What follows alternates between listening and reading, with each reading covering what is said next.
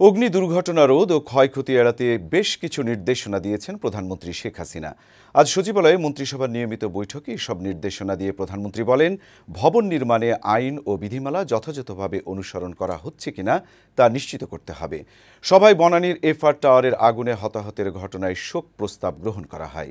শাহনাজ ইয়াসমিনের প্রতিবেদন। গত ২৮ March বনানীর FR টাওয়ারে ভয়াবহ অগ্নিকাণ্ডে ২৬ জন নিহত ও ৭০ জন আহত হওয়ায় শোক প্রস্তাব গ্রহণ করেছে মন্ত্রিসভা।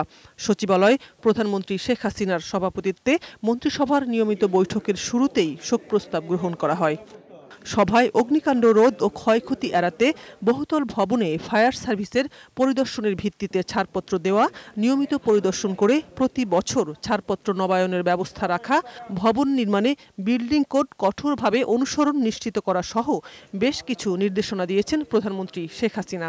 স্মোকটা যদি নিয়ন্ত্রণ করা যায়, এই আগুনে মৃত্যুর হার অনেক কমে যাবে। এই স্মোকটা বন্ধ করার একটা টেকনিক যেটা আন্তর্জাতিকভাবে বিভিন্ন দেশে অনুসৃত হয়, সেটা আমরা কীভাবে নিতে পারি সেটা।